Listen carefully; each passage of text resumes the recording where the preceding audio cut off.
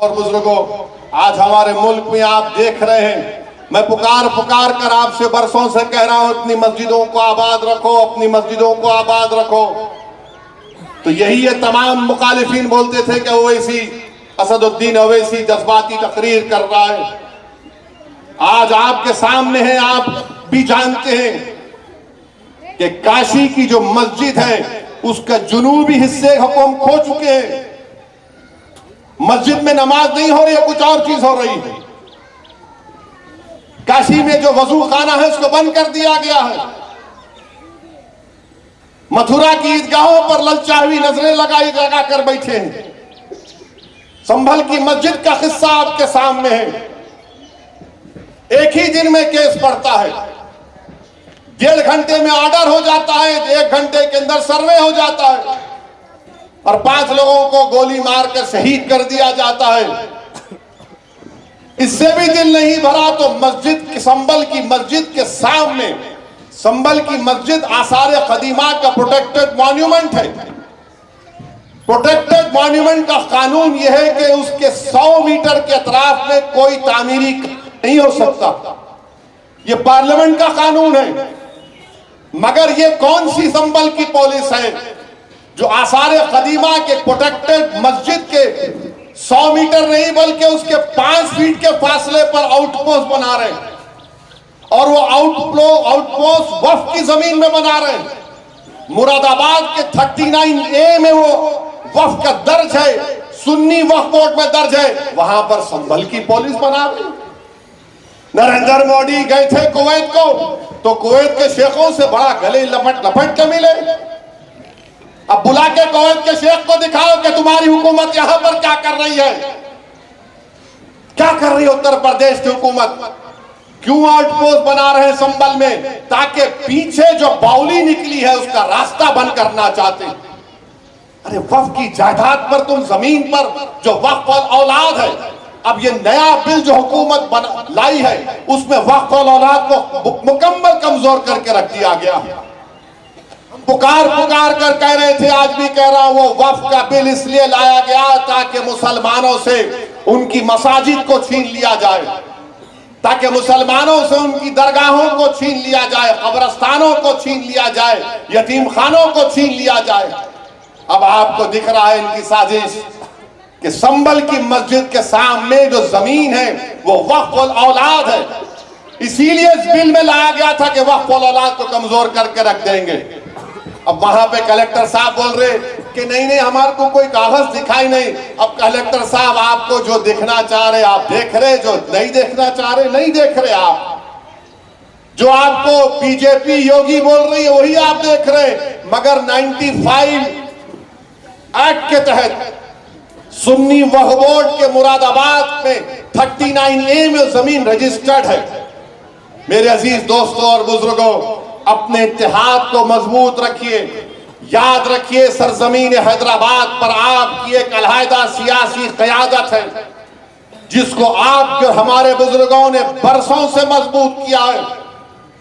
और आपकी एक सियासी अलहदा क़यादत की वजह से आप देखते हैं कि हिंदुस्तान की पार्लियामेंट में मजलिस इत्तेहाद और मुस्लिमीन बेबाकी के साथ उन तमाम मसले और मसाइल को उठाती है।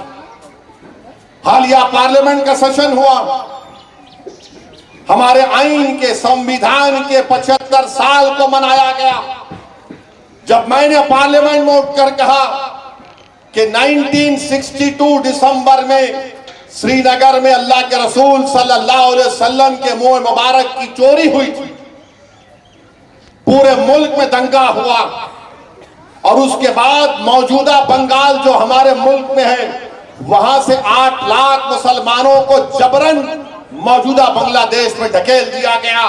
तो कई लोग यकीन नहीं किए, मेरे घर पर आए, बोले आपने कहा कैसा है, मतलब ये सबूत है, ये कागज है हुकूमत हिंद का उस वक्त का, बताओ झूठ है क्या ये। खामोश हो गए। पुरानी पार्टी के बड़े चाहने वाले भी थे, बोले ये कहां से निकाल के लाते आप। मैं सच्चाई को बता रहा हूं, 8 लाख आज आसाम में लोगों को फॉरेनर्स कैंप में डाला जा रहा है। अरे 1960 में पंडित नेहरू के मरने से 1-1.5 साल पहले 40,000 मुसलमानों को आसाम त्रिपुरा से ये कहकर उस वक्त के ईस्ट पाकिस्तान में ढकेल दिया गया कि ये पाकिस्तानी है। बताइए मेरे अजीज दोस्तों और बुजुर्गों, यही तो मैं आपसे अर्ज कर रहा हूं कि अपने कलायदा सियासी शनाख्त क़यादत को मजबूत आपने किया है, इसको और मजबूत रखिए। सवाल मेरे असदुद्दीन अवैसी या मुमताज अहमद खां का नहीं, आज हम हैं कल नहीं रहेंगे, दुनिया का निजाम है। मगर मुल्क के हालात अगर कोई उम्मीद लगा कर बैठा है कि नहीं नहीं अच्छे हो जाएंगे, मैंने पार्लियामेंट में कहा, बाहर भी कहा, 240 बीजेपी लाई, ये नफरत की कामयाबी है, मोहब्बत की कामयाबी नहीं है। उस वक्त भी लोग यकीन नहीं किया, आज भी कह रहा हूं आपको, ये सब जो नए नए कानून बनाना चाह रहे कि वक्त में असेंबली, पार्लियामेंट और बल्दिया के इलेक्शन करवाए जाएंगे, क्यों करवाए जाएंगे? ताकि इनको फायदा हो जाए। बहरहाल मेरे अजीज दोस्तों और बुजुर्गों, मेरी आपसे ये भी गुजारिश है कि हम अपनी दुआओं में उन मासूम फलस्तीनियों के लिए भी दुआ करें जो पिछले 1 साल से ये जालिम इजरायली हुकूमत के जुल्म का शिकार हो रहे हैं। मेरे भाई, पूरा नार्दन गाजा को खाली कर दिया गया है। 45,000 से ज्यादा लोग शहीद हो चुके हैं। 13 लाख से ज्यादा लोग बेघर हो चुके हैं।